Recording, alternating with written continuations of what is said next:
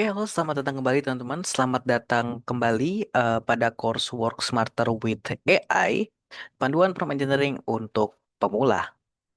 Oke, kita sudah memasuki eh, penghujung course ya teman-teman ya. Dan ini kita akan memasuki course ke-7 teman-teman. Yang dimana ini adalah modul terakhir teman-teman ya. Dan pada modul kali ini kita akan membahas terkait dengan studi kasus atau contoh yang bisa kalian gunakan, eh kalian aplikasikan gitu ya. Prompt engineering itu nanti di mana gitu. Nah, di sini saya akan coba berikan contoh teman-teman ya. Kalian tuh sebenarnya bisa pakai prompt engineering ini di mana sih gitu. Nah, the ultimate workflow, menguasai AI di dunia nyata. Wah, judulnya keren banget nih. Studi kasus komprehensif dari skripsi sampai produktivitas kantor.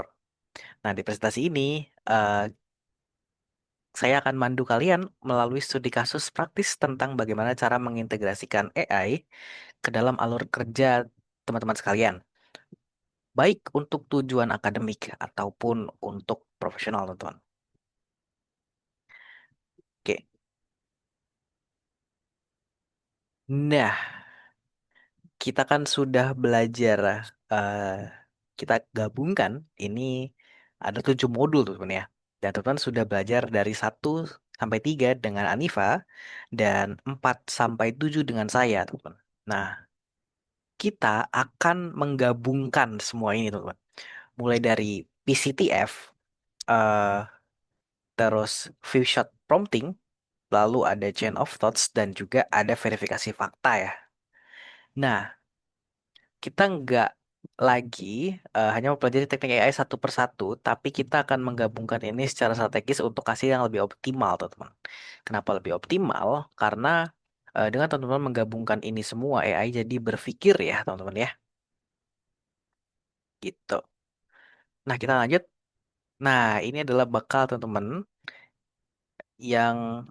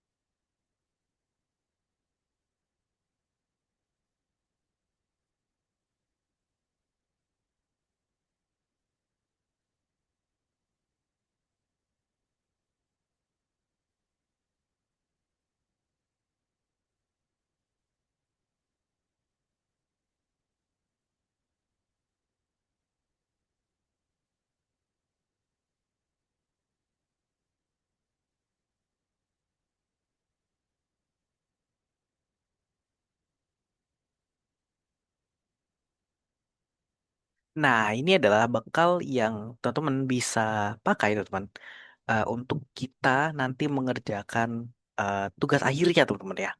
Jadi silakan teman-teman bisa baca-baca ulang, baca-baca kembali atau lihat videonya kembali, teman-teman, yang ada di modul 1 sampai dengan 6 ya.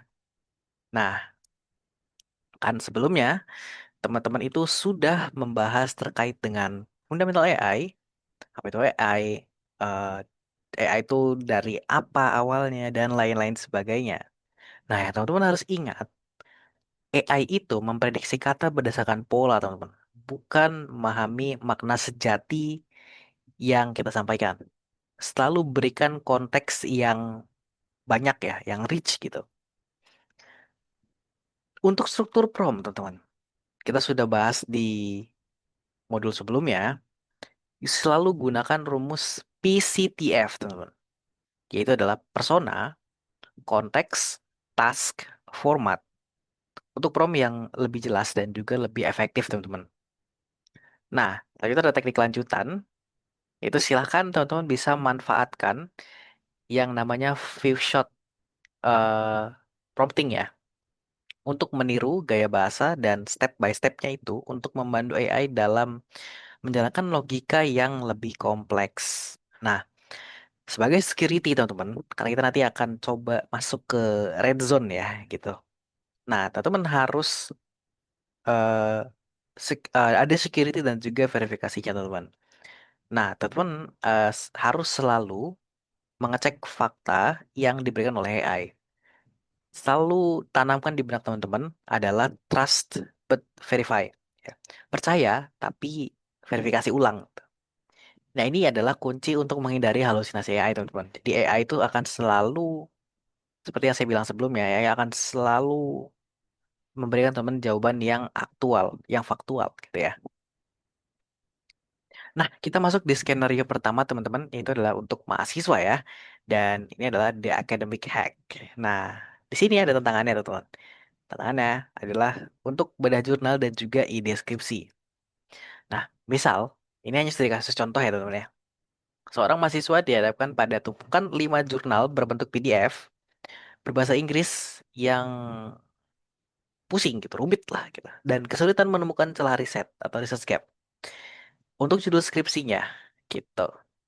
Nah, tugasnya adalah dia harus memahami esensi jurnal yang padat, lalu harus mengidentifikasi area yang belum dieksplorasi, dan setelah itu dia harus mengembangkan ide skripsi yang orisinil dan juga relevan. Nah, kita bisa pakai tiga strategi ini, teman-teman. Itu adalah kita pakai summarization, brainstorming, dan juga chain of thoughts. Nah, tahap satu, kita bisa coba kunyah dulu. Kunyah ya bahasanya adalah kita coba olah jurnal yang sulit ini dengan menggunakan persona seperti itu, teman-teman. Bertindaklah sebagai dosen pembimbing senior yang ahli di bidang ini. Itu adalah personanya. Lalu tugasnya, jelaskan metodologi hasil dari jurnal ini dengan analogi sederhana yang mudah dipahami mahasiswa S1. Atau kalaupun kalian mau, bisa silakan gunakan bahasa bayi gitu ya. Kalau di Indonesia kan gitu ya, teman ya. Gunakan bahasa bayi gitu. Bisa gitu tuh. Nah, setelah AI memberikan jawaban, silakan diverifikasi gitu. Diverifikasi kesimpulannya seperti apa dari AI, apakah faktanya betul. Nah, itu baru bisa kalian pakai gitu. Nah, strategi ini tuh bisa ngebantu mahasiswa untuk menyerap informasi yang kompleks dengan lebih cepat, teman-teman, dan juga lebih akurat. Dan bisa mempersiapkan kalian yang mahasiswa ya untuk ke langkah selanjutnya gitu. Nah, ini tahap 2 ya, teman-teman. Setelah jurnal diringkas, saatnya AI membantu menemukan celah riset yang menjanjikan. Tadi kan udah diringkas nih. Nah, sekarang waktunya AI kasih kalian ide gitu ya untuk membuat apa sih yang kira-kira bisa diimprove gitu ya atau yang bisa dibuatkan jurnal lain gitu, skripsi lain gitu ya. Nah, kalian masukkan tuh summary yang tadi, masukin lagi ke input AI, masukin ringkasan dari tiga jurnal tadi yang sudah dianalisis sebelumnya ke dalam AI. Nah, lalu kalian gunakan prompt chain of thought gitu. Nah, kalian yang pertama itu coba analisis keterbatasannya dulu. Identifikasi dan analisis keterbatasan penelitian yang disebutkan di setiap jurnal. Kalian minta AI untuk analisis keterbatasannya gitu. Silakan bisa copy prompt ini aja sih sebenarnya. Lalu langkah kedua adalah identifikasi topik yang belum dibahas. Nah, kalian bisa ketikkan ini juga. Identifikasi topik-topik atau aspek yang relevan yang belum dibahas secara mendalam dalam jurnal-jurnal tersebut gitu. Nah, terus langkah ketiga, usulkan judul skripsi gitu ya untuk kalian. Usulkan tiga judul skripsi baru yang dapat mengisi kekosongan atau celah riset yang telah ditemukan. Nah, ini bisa kalian combine semua dan nanti akan jadi sebuah tiga ya, bukan sebuah, tiga judul skripsi baru yang dari dari berdasarkan skripsi yang kalian berikan tadi itu akan ada research gap-nya, teman-teman. Gitu. Nah, selanjutnya kita akan masuk ke skenario kedua, teman-teman ya. Kalau tadi kita sudah bahas academically atau eh, untuk orang-orang akademik, kita akan bahas untuk teman-teman nih yang profesional atau umum ya, untuk produktivitas. Nah, kita tantang challenge-nya adalah untuk content planning nih. Misal sebagai contoh, ada seorang admin media sosial yang kehabisan ide untuk posting harian. Nah, Ada tiga hal yang dia butuhkan gitu. Dia butuh konten yang konsisten dan juga menarik. Terus dia itu harus mencari ide-ide baru secara terus-menerus dan dia harus menjaga relevansi dan juga gaya bahasa dari merek dia gitu. Nah, ada tantangan kantor. Nih, tantangan yang lain ini adalah dari kantor. Misal nih, seorang staf HRD yang harus merapikan notulen rapat yang berantakan menjadi email format. Nah, notulen rapatnya itu nggak terstruktur sama sekali, teman-teman. Jadi berantakan aja gitu ya, asal nulis lah gitu. Nah, dia harus mengubah format informal itu dari notulen jadi formal gitu. Dan dia harus menyampaikan poin-poin penting secara jelas dan terperinci gitu dari notulen yang acak-acakan tadi. Nah, ini ada solusinya ya teman-teman. Seperti tadi, saya akan tunjukkan solusinya juga. Kalian bisa pakai personanya seperti ini, atau AI untuk coba bertindak sebagai sosial media strategis. Ini untuk studi kasus yang pertama ya teman-teman ya, yang content planning. Gunakan Vivshot Prompting, sediakan dua contoh postingan lama. Jadi silakan dikirimkan postingan yang udah jadi, dikirimkan ke AI, lalu kasih AI task untuk buatan konten kalender untuk 1 minggu ke depan, gitu. Lalu minta AI menyusun format hasilnya dalam format table yang rapi, gitu. Minta bikinkan AI tabelnya biar kalian gampang bacanya, gitu ya. Itu tadi adalah untuk content planning dan itu sudah jadi teman-teman. Cukup gampang kan? Jadi kalian hanya tinggal mengetikkan prompt saja gitu.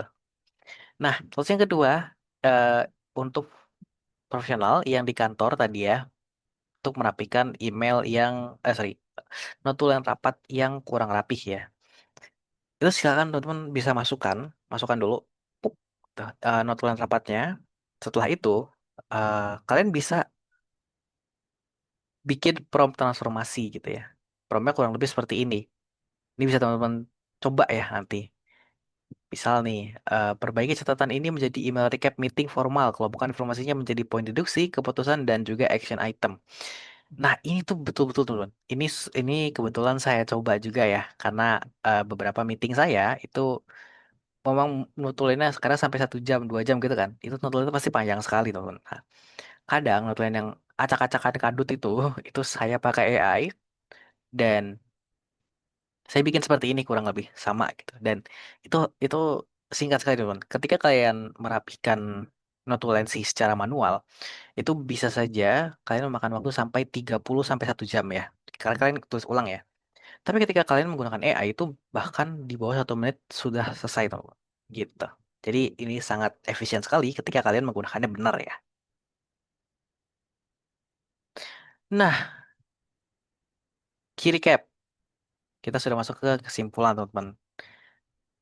AI itu paling kuat ketika kita memberikan peran yang jelas, teman-teman. Seperti yang udah kita bahas di modul-modul sebelumnya, peran yang jelas, contoh nyata dan instruksi yang bertahap itu sangat membantu AI untuk bisa merefine output yang dia sampaikan, teman-teman. Jadi ini sangat penting sekali. Jadi silakan teman-teman untuk penugasannya nanti itu bisa menggunakan semua yang sudah kita ajarkan, gitu ya. Jadi silakan dicoba satu teman-teman, dieksperimenkan dan hopefully kita harap bisa dipakai di kehidupan teman-teman nanti ya. Lalu final takeaway-nya itu jangan hanya bertanya apa itu X, tapi coba perintahkan AI untuk berperan sebagai X untuk menyelesaikan Y dengan langkah Z. Jadi berpikirnya adalah pakai ekspansi gitu ya. Jadi bertahap gitu teman-teman ya maksudnya. Nah, next step-nya adalah kita berharap teman-teman untuk bisa terapkan AI dalam tugas-tugas kecil teman-teman di alur kerja teman-teman hari ini gitu ya. Entah itu di pekerjaan atau di kampus teman-teman. Tapi tetap dengan menimbang etika yang ada juga teman-teman ya. Ketika di akademik teman-teman tidak mengizinkan AI, silakan pakai AI untuk belajar saja teman-teman. Jangan gunakan juga AI untuk mengerjakan tugas ya, untuk semena-mena gitu ya teman-teman ya. Dan jangan juga menggunakan AI di kantor ketika kantor kalian punya file-file yang confidential teman-teman. Gitu ya. atau yang rahasia lah gitu. Nah, itu salah satu dari sekian banyak etika penggunaan AI yang harus teman-teman pahami gitu ya. Nah, tapi untuk etika AI silahkan bisa dipelajari di lain waktu, teman-teman ya. Oke, mungkin eh, saya rasa saya cukupkan untuk modul ketujuh dan ini adalah modul terakhir dan kita sudah memasuki akhir dari course ini dan nama saya Asmat itu teman-teman, saya mengucapkan terima kasih mewakili Anifa Aulia Abdari juga dan sekali lagi saya ucapkan terima kasih dan sampai jumpa di lain waktu di course selanjutnya. Terima kasih dan adios.